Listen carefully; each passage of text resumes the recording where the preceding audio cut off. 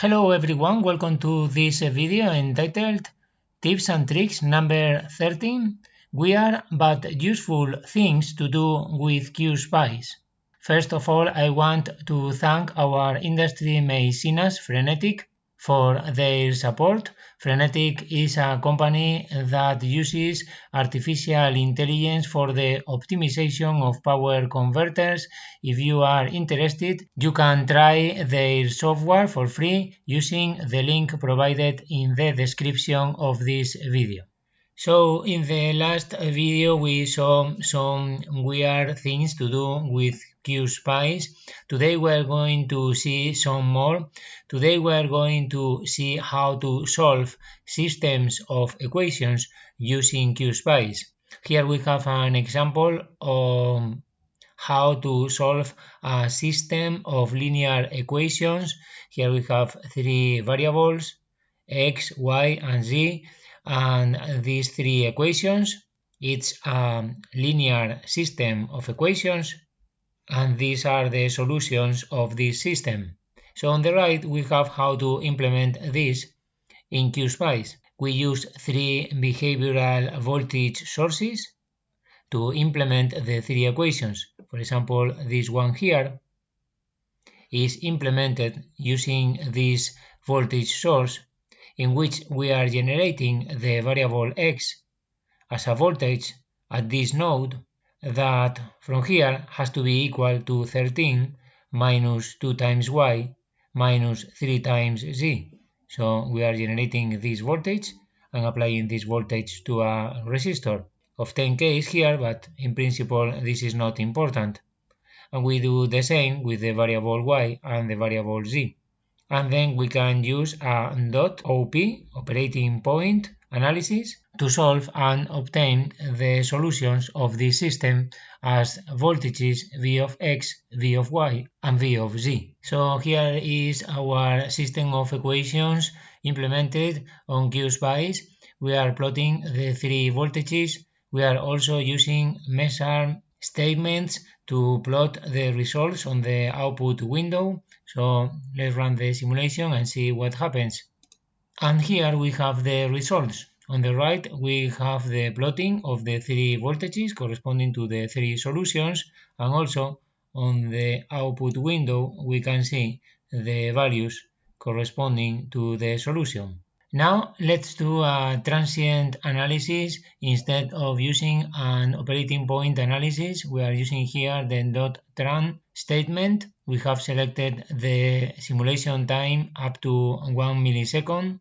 The rest is the same. So let's run the simulation and see if we can get the correct solutions. And again, we can see the plottings which are correct, and also on the output window we can see the correct values for the solution of the three variables.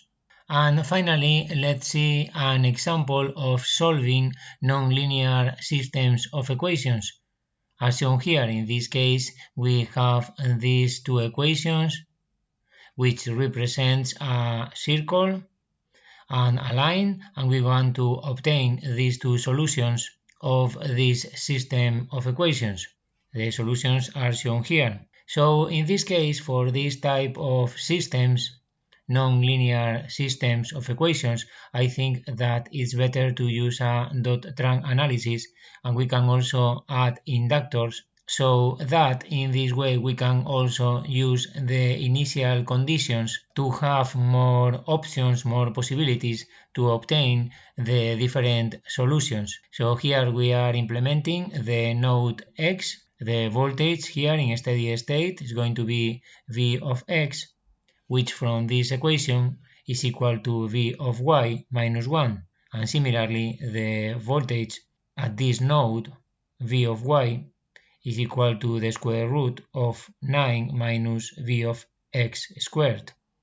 We do a transient analysis up to a given time, and we can also measure the results once the simulation has reached steady state. So here we have the program with the circuits that we have just seen. We can now run the simulation, and here we can see the results. On the right we have the evolution of the y variable and the x variable reaching steady state.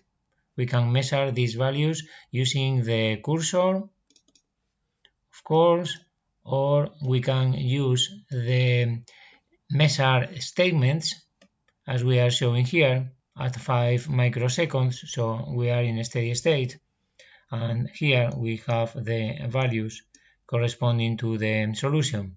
And if we want to obtain the other solution, in this case is just change here the sign to get the other part of the circle and run again the simulation.